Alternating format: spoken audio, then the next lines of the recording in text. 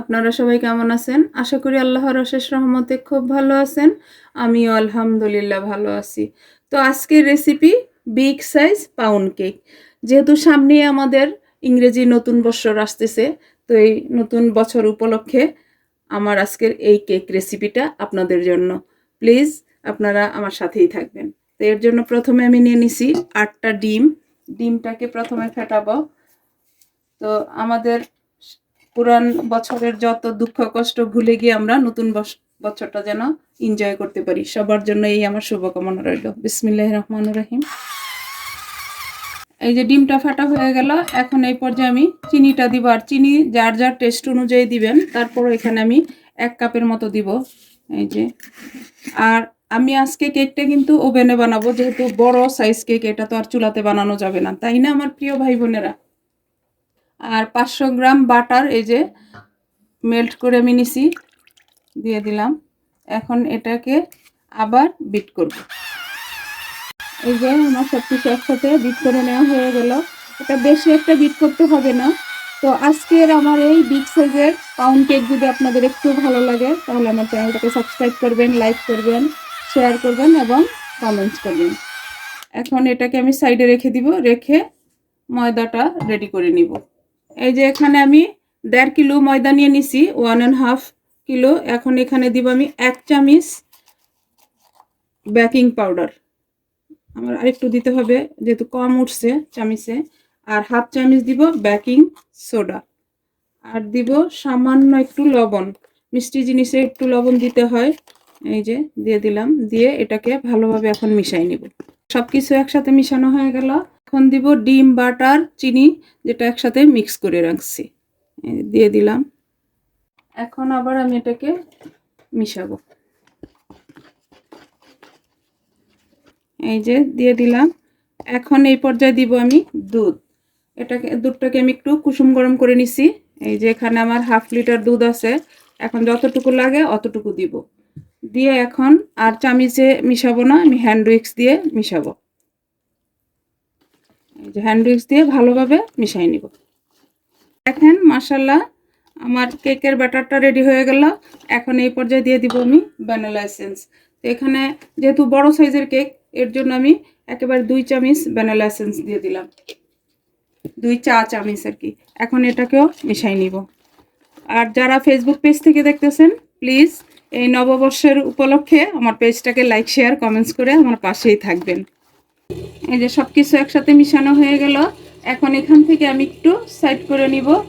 আমি কেকটার উপর দিয়ে হালকা একটু ডিজাইন করব, যার জন্য একটু উঠায় রাখলাম, সাইডে রেখে দিব। রেখে এখানে আমি এই যে উঠায় রাখছি কেকের ব্যাটার, এখানে আমি 2 চামচ কোকো পাউডার দিয়ে দিব। কোকো পাউডারটাকে এখন ভালোভাবে একটু মিশাই নিব। কোকো পাউডারটা আমার মিশানো হয়ে গেল। আর আজকে আমি এই ব্যাটারটা পাইপিং পেপারে নিব না, একটা সসের বোতলে ঢেলে নিব। এই যে এরকম একটা সসের বোতলে ঢালব। আমি ওভেনের বড় সাইজের ট্রেটা নিয়ে নিলাম। আর এখানে অলরেডি আমি বাটার পেপারে বিছিয়ে দিছি এবং বাটার ব্রাশ করে দিছি। এখন আমি আমার কেকের ব্যাটারটা ঢেলে দিব। বিসমিল্লাহির রহমানির রহিম। এই যে আমি ঢেলে নিলাম। এখন একটু ট্যাপ করে দিব। দেখেন হয়ে গেল ট্যাপ করা। এখন এই যে আমি কোকো পাউডারের সাথে যে ব্যাটারটা রেডি করে রাখছি, সেটা এই যে এইভাবে দিয়ে দিব।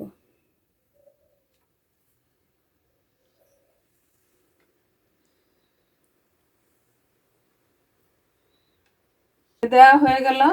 এখন আমি একটা কাঠি দিয়ে এটাকে একটু ডিজাইন করে দিব। এই যে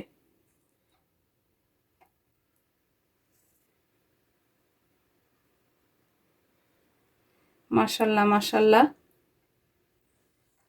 হয়ে গেল ডিজাইন করা। এখন এটাকে আমি সরাসরি ওভেনে ঢুকাই দিব। এটাকে আমি 150 ডিগ্রিতে 5 মিনিট প্রি হিট করে নিছি। এখন আমি কেকটা দিয়ে দিব। বিসমিল্লাহির রহমানির রহিম। এইটা দিয়ে দিলাম। এখন আমি ওভেনটাকে লাগাই দিলাম, দিয়ে এই যে আমি 200 ডিগ্রিতে দিয়ে দিলাম। এই যে, আর এখন 25 মিনিটের জন্য বেক করব। 25 মিনিট বেক করা হয়ে গেল। মাশাআল্লাহ আমার কেকটাও হয়ে গেছে। এখন এটাকে আমি বাইর করে নিব। দেখেন হয়ে গেল আমার বড় সাইজের এই নতুন বছর উপলক্ষে একটা পাউন্ড কেক বানানো। দেখেন মাশাল্লাহ মাশাল্লাহ অনেক বড় এবং একেবারে সফট কেকটা। এই যে একেবারে সফট, এই যে বুঝতে পারতেছেন কিনা দেখেন। এখন এর উপরে আমি প্রথমে চিনি গুলানো একটু পানি ব্রাশ করে দিব যাতে কেকটা আরো সফট হয়।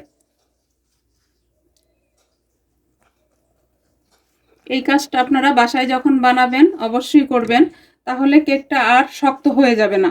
অনেক সময় কিন্তু কেক শক্ত হয়ে যায়। দেখেন মাশাল্লাহ এই চিনির পানিটা দেওয়াতে কেকের লুকটা কিন্তু অনেকটাই লোভনীয় হয়ে গেল। এখন আমি কেকটাকে কাটবো। প্রথমে সাইডগুলি কেটে নিব। বিসমিল্লাহির রহমানির রহিম। দেখেন মাশাল্লাহ এত সফট হয়েছে। এই যে সব চারো সাইড আমি প্রথমে একটু কেটে সমান করে নিব। আমি এখন একটা বোর্ডের উপরে কেকটাকে ঢেলে নিলাম, কারণ অনেক বড় তো। এই যে দেখেন সাইডগুলো যে কেটে নিছি কত সফট কেকটা। এখন এগুলো আমি রেখে দিব সাইডে।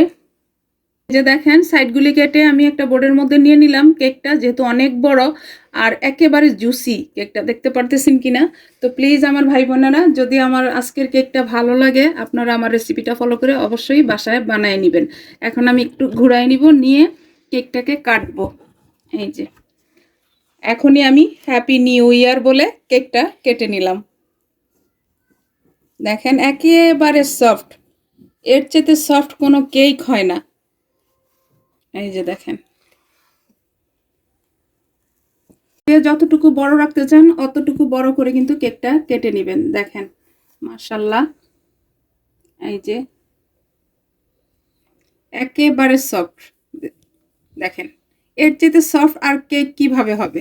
তো এইভাবে আমি সবগুলি কেক কাটবো, কেটে আমি আপনাদের সাথে শেয়ার করতেছি। এই যে দেখেন আমি কেকটাকে কেটে একটু সার্ভ করে নিলাম, আর হাফটা এইভাবে রেখে দিলাম। আমার বাসায় যে আসবে তাকে কেটে কেটে দেওয়া হবে। তো প্লিজ আমার ভাই বোনেরা, আজকের এই রেসিপিটা কার কার ভালো লাগে, এই ছোট্ট একটা রেসিপি আমার নতুন বছরের জন্য আপনাদের কাছে উপহার নিয়ে আসলাম। এই বিগ সাইজের পাউন্ড কেকটা যদি ভালো লাগে তাহলে বাসায় ট্রাই করে দেখতে পারেন। তো যাই হোক, আজকে আমার এই কেকটা কেমন হয়েছে ভিতরটা সেটা একটু আপনাদের সাথে আমি শেয়ার করি। দেখেন একেবারে সফট, এর চাইতে সফট বললামই তো কেক আর হয় না। আমি একটু ভেঙে দেখাই আপনাদেরকে। দেখেন ভিতরটা মাশাল্লাহ মাশাল্লাহ একেবারে জুসি। ওই যে চিনির পানিটা দেওয়ার পরে একেবারে জুসি হয়ে গেছে। তো যাই হোক, আজকে আমার নতুন বছরের উপলক্ষে বিগ সাইজের পাউন্ড কেক বানানো শেষ হয়ে গেল। আমি আপনাদের কাছ থেকে বিদায় নিব, আবার নতুন কোনো রেসিপি নিয়ে আসব। আল্লাহ হাফেজ।